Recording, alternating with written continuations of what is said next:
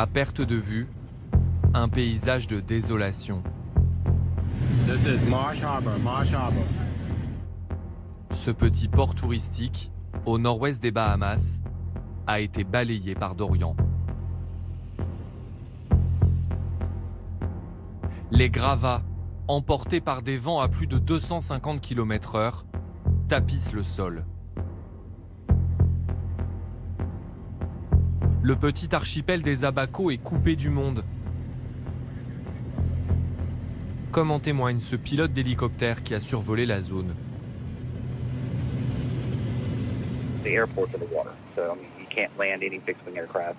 And then when you're talking about landing helicopters in, there's just debris everywhere. So we saw survivors, quite a few people trying to wave us down. Unfortunately, the winds were so high we could not stop and could not land in those places. All we could do is just mark their locations and pass that information on. Sur l'île voisine de Grand Bahama, après 3 jours enfermés chez eux, les habitants peuvent enfin sortir. Cette famille a rassemblé quelques effets personnels. Sa maison est trop abîmée. Elle doit quitter la zone.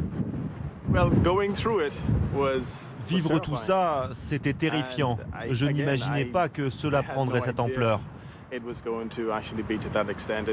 C'était pire que tout ce que j'aurais pu imaginer. On a déjà affronté l'ouragan Matthew qui était très puissant, mais Dorian l'était encore plus. Nous sommes heureux d'être encore en vie. Ma famille est saine et sauve. Le reste, on pourra le reconstruire.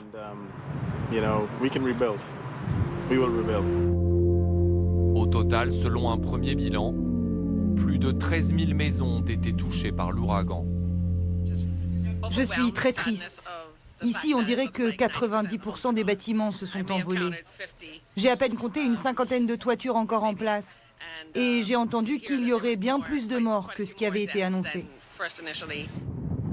Si Dorian a maintenant passé son chemin, l'eau, elle, ne s'est pas encore retirée. Dans son sillage, elle a déplacé des dizaines de bateaux, abandonnés au milieu des arbres. Dans les rues de Freeport, la deuxième ville du pays, les habitants se déplacent en jet ski pour tenter de secourir les rescapés. Howard Armstrong est l'un d'entre eux. Il a tout perdu.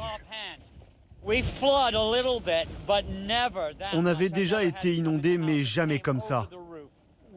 L'eau est montée jusqu'au toit. Nous allions bien, jusqu'à ce que l'eau rentre dans la maison. Tous les meubles tournaient, comme dans une machine à laver. C'est à ce moment-là que j'ai été touché par quelque chose. Ma pauvre femme, elle s'était accrochée en haut de nos meubles de cuisine, jusqu'à ce que tout s'effondre.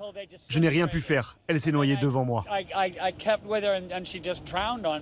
Je suis désolé. Comment s'appelait votre femme? Lynn, Où est son corps maintenant? je ne m'en remettrai jamais, elle est partie. Je n'ai pas pu retrouver son corps. Avec un peu de chance, je la retrouverai quand l'eau se sera retirée. À Nassau, la capitale, une minute de prière est organisée pour les victimes. We pray particularly for those family members who have lost loved ones in this disaster. Avant le point de situation quotidien du Premier ministre. Nous sommes au cœur de l'une des plus grandes crises de l'histoire de notre pays. Le gouvernement va mobiliser chaque ressource possible afin d'aider le peuple des îles Abacos.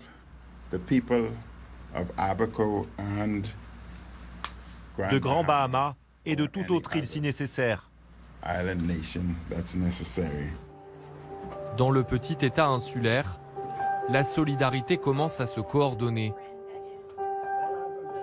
Vêtements,